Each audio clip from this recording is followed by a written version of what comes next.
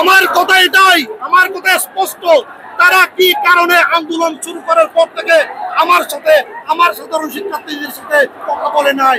কেন তারা বলে গেল আমরা প্রতি রাজনৈতিক ভাবে মোকাবেলা করবো? তারা কেন বলে গেল এই আন্দোলন ছাত্রলীগটাকে মোকাবেলা করবে? কেন তারা নৈরাজ্য সৃষ্টি করলো? কেন তারা রাজনৈতিক ভাবে মোকাবেলার কথা বলে সাধারণ শিক্ষার্থীদেরকে গুণহারে গ্রেপ্তার করে এই আন্দোলনকে আবার সারা বাংলাদেশে সরিয়ে দিয়েছে? এই আন্দোলন সারা বাংলাদেশের নয়, সারা বিশ্বে ছড়িয়ে পড়েছে। আজকের আমার এই প্রতিচ্ছবি শুধুমাত্র শহীদ ভাইয়ের জন্য, আন্দোলনের শহীদ বাড়ি নয়। ৭৫-এর পর থেকে ৭১-এর পর থেকে যারা জুলুম করে বিশ্ববিদ্যালয়ে সাধারণ শিক্ষার্থীকে, সাধারণ অভিভাবকদেরকে হত্যা করেছে, সমস্ত হত্যার বিচার থেকে আমি আজকে এখানে উপস্থিত হয়েছি। ছাত্রদের সাথেই থাকতে, ওদের পাশে দাঁড়াতে।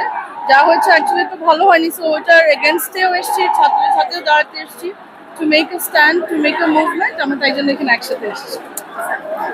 আর এতদিন যা হচ্ছিল সেটা ঠিক হচ্ছিল না, আমরা সবাই মুখ বন্ধ করে সব সহ্য করে যাচ্ছিলাম। কিন্তু একটা জেনারেশন যারা এগিয়ে এসেছে, যেটা অনেক আগে দরকার ছিল সেটা এখন হচ্ছে, আমরা সেটার সাথে একাত্মতা করছি। আমি একজন সাধারণ অভিভাবক এবং আমার সংসারে একমাত্র উপার্জন ক্ষমতা আমি উপার্জন করে সংসার চালাই।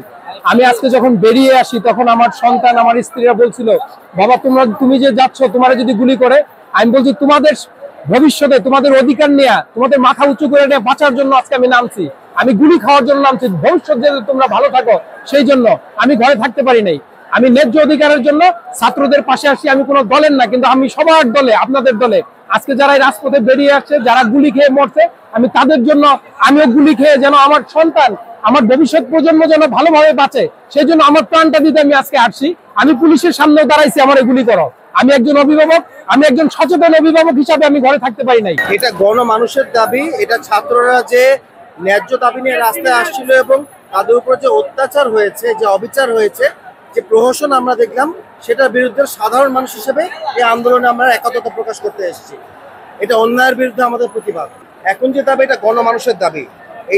এই যে অত্যাচার, নিপীড়ন, এটার বিরুদ্ধে, যে পরিমাণে হত্যা হয়েছে, নির্যাতন হয়েছে, নিপীড়ন হয়েছে সারা দেশে, তার বিরুদ্ধে সাধারণ মানুষের এখানে, আমরা সাধারণ মানুষ হিসেবে এখানে আজকে এসেছি। আমি এখন এইখানে এসেছি, আমার শিশুরা মারা গেছে, আমার সন্তানরা মারা গেছে, আমার ভাইরা মারা গেছে, তাদের আত্মার মাগফিরাত কামনা করতে, তাদেরকে সমর্থন করতে, ছাত্র সমাজকে সমর্থন করতে এবং দেশবাসীর মধ্যে একটা শান্তি শৃঙ্খলা ফিরিয়ে আনার জন্য